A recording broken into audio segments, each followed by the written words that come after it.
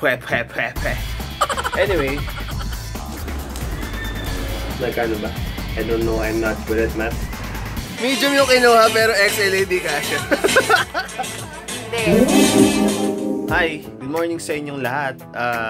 I'm Kiko. Si Bim nasa taas na kasi we have clients now.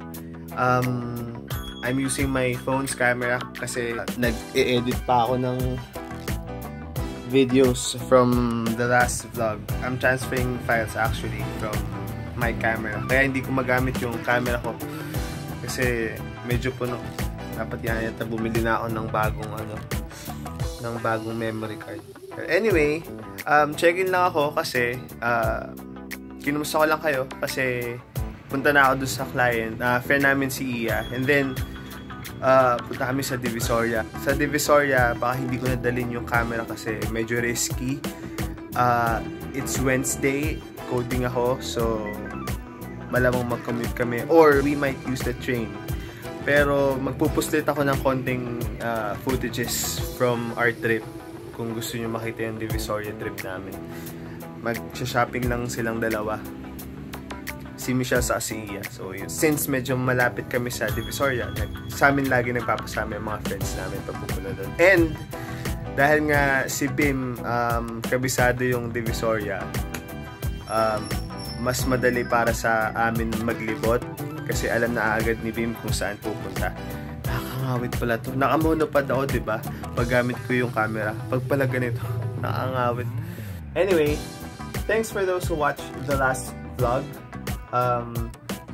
Na-appreciate ko. And for those who told me na there was a major improvement dun sa second vlog, salamat po. Let's see them.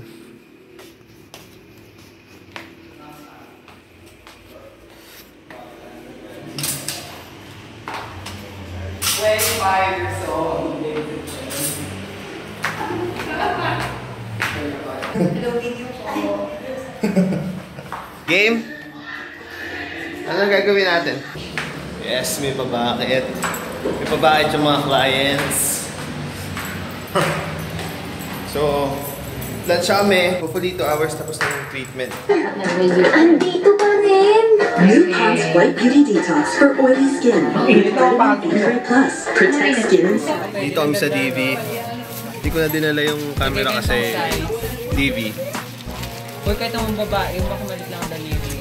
Nagsa-shopping na namin si Bebigit para sa 18th birthday niya. Sa daliri niya may kakasya, di ba? Dito kasi mga treasures, roses. Tiffany po.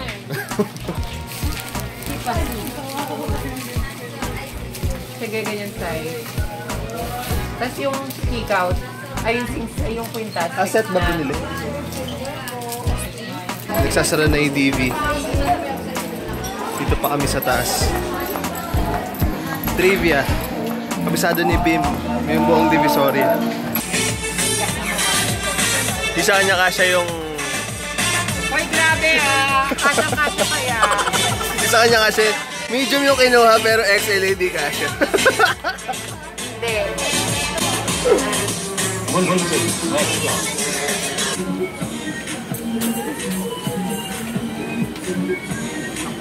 Sabi sa'yo eh. Uy, may large pa sa pizza. May extra pa daw ate. Pag nag-XL ka, maluwag naman sa chan. Shopping in Victoria. Sweet sa akin. Ito sa'yo. Meron very bomb. Picture? Hindi. Video. Ay, really pala? We're having a video for vlog. Vlogger. Sa loob ng mall, safe naman yun, di ba? Pagbabayad pa lang ako. Yung tofu. Grabe na.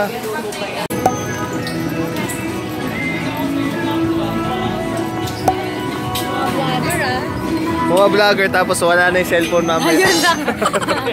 Vlogger.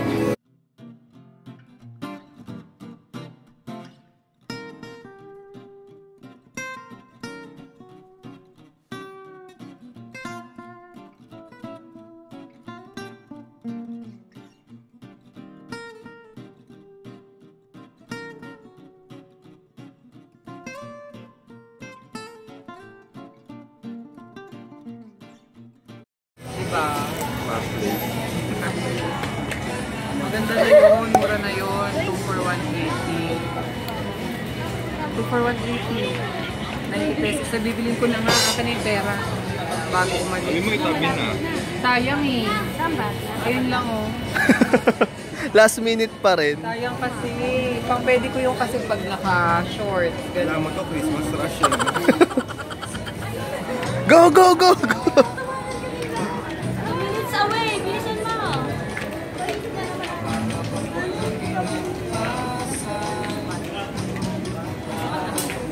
Hindi nasusukat. Sarap. Ayun, grab. Ay, sarado na. Yes, happiness. Kakanan pa.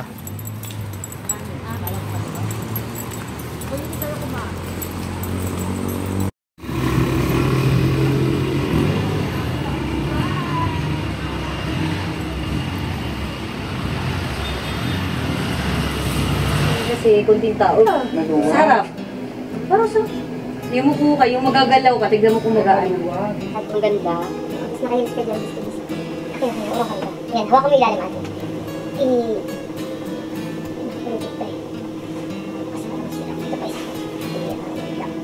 Bitawan mo ako. Ayan, ito ang magandang fit. Ayan. Makasosyal. Oo, maganda. Tapos nakahilis ka at. Kaya, dapat nga small din. Okay na to. Try mo na lang. Tapos na, bilis. Dito na kami sa Baclaran. Usually, nagpupunta kami sa Baclaran every Wednesday night kasi nag-avoid kami ng traffic. We're very tired pero nag-decide pa rin kami ni Bim magpunta dito kasi duty namin yun kay Inang. We'll get some footages inside. It's actually 1 o'clock.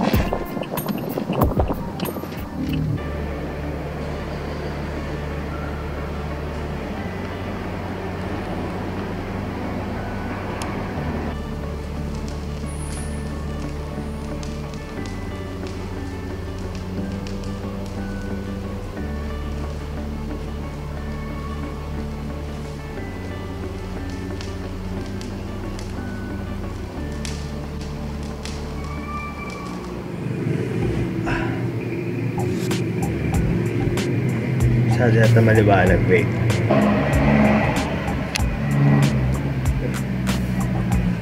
Hi sa inyong lahat. So, about 2 days ago, nagpunta kami sa Divisoria. And I just wanna end this video with a mini haul, if you will. Saglit na to kasi konti lang naman yung nabili namin. Saka alis si Bim, gagamitin niya na yung isa sa mga nabili niya. It's Friday today and yung vlog na ini-edit ko yung vlog nung Wednesday pa. So anyway, we bought a lot of shorts. Siguro kasi konti na lang yung shorts namin dito kaya pag-decide din siguro namin bumili na shorts. But anyway, I prefer shorts like these kasi they're comfortable. One, they're forgiving when you're gaining a little weight. Kasi mostly ng mga damit ko, puro ganito na, puro de-garter na. Kasi para mas madaling gumalaw. Anyway, papakita ko muna sa inyo yung mga nabili niya. Asan yung mga shorts mo, bro? Dala mo? So, ito yung first shorts niya. Obviously, it's green with banana prints on it. Sports shorts yata to. Pero sabi nung nagtitinda, they call it urban shorts. Saan ba isa? Ito naman, parang same fabric pa rin siya. Pero ito naman, black with skulls on it. It may appear a little maroonish or brownish.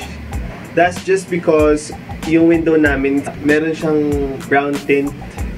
Kaya it's picking up a different color. But it's black. And then another one na nakuha niya is like this comic print na shorts din. I forgot to mention, these are all 150 pesos.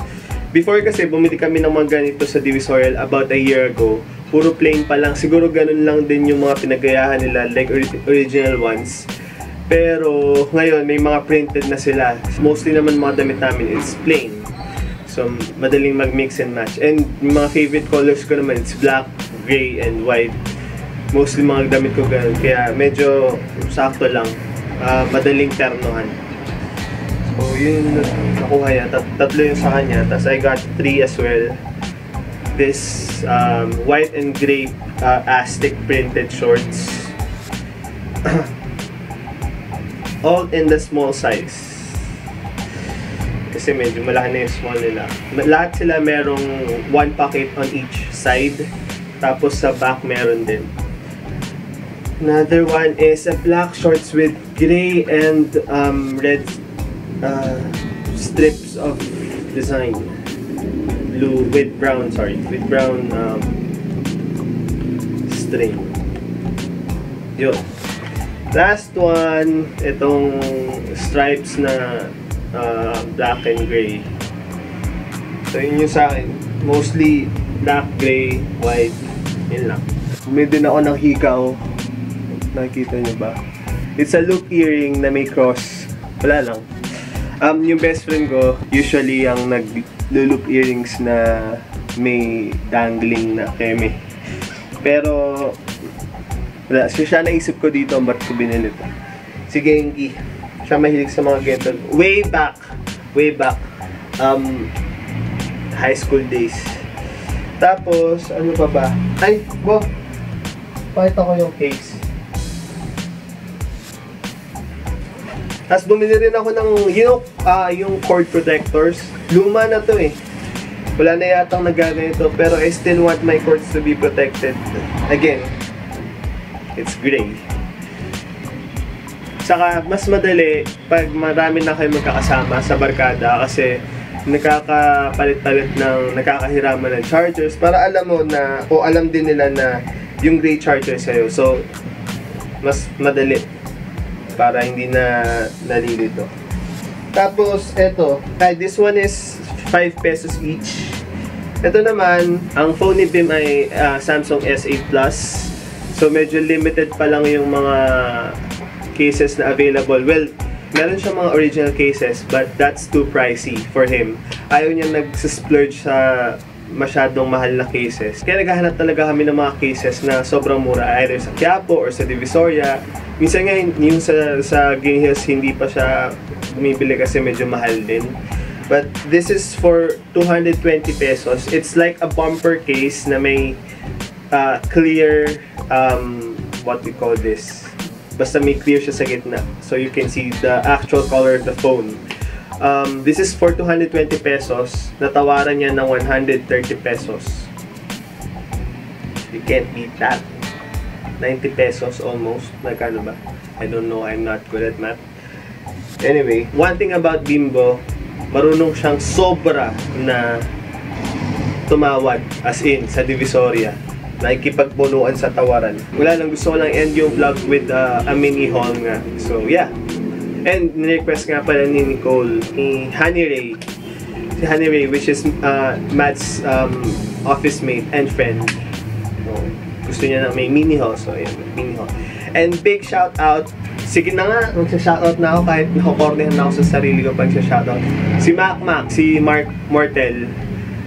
He's one of my childhood friends.